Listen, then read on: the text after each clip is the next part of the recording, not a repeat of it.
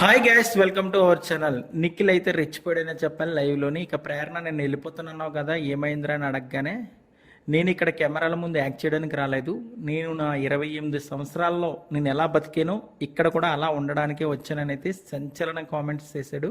అలాగే ఇక్కడ కెమెరాల ముందు యాక్ట్ చేసి ఆడిని బ్యాట్ చేయాలో లేకపోతే ఈయన బ్యాట్ చేయాలో ఎవడో కొన్ని బ్యాట్ చేసి విన్నర్ అవ్వాలని అయితే నేను అనుకోవట్లేదు.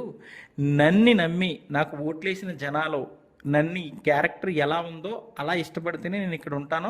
అంతేగాని యాక్టింగ్ చేసి వాళ్ళని వీళ్ళని బ్యాడ్ చేసి నేను విన్నర్ అయ్యి వాళ్ళ సింపతి గెలుచుకోవాలని అయితే నేను అనుకోవట్లేదు.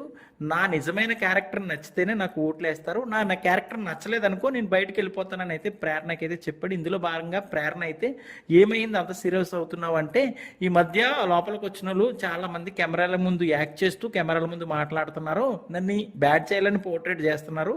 వాళ్ళు ఎంత బ్యాడ్ చేసుకున్నా నేను నా 25 సంవత్సరాల్లో ఎలా ఉన్నానో ఇప్పుడు నేను అలానే ఉంటాను.